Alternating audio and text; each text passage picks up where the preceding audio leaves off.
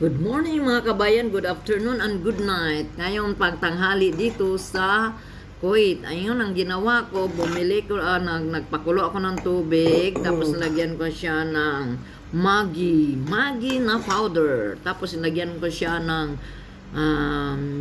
cauliflower at saka mushroom fresh. Tapos ngayon, pinakulo ko yan siya. Halo-halo ko na ang cauliflower, kapatid lang sa broccoli. At saka yung fresh na mushroom.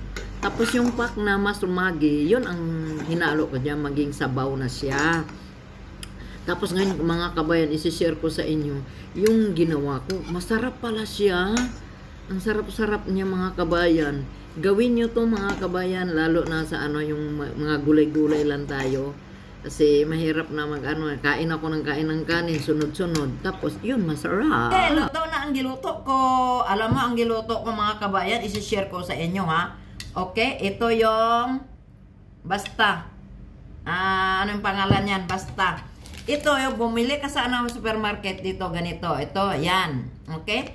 Tapos, i-mix sa tubig. Tapos, ito na, lagyan mo na dayon. Isabay mo na lang itong mushroom. Ito, bumili ko sa mushroom, oh. Ayan, oh, ayan.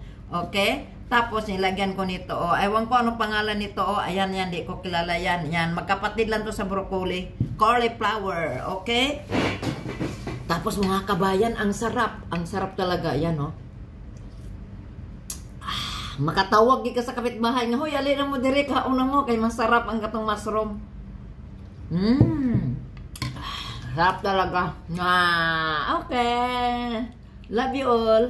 Dami kay higop sa baw eh.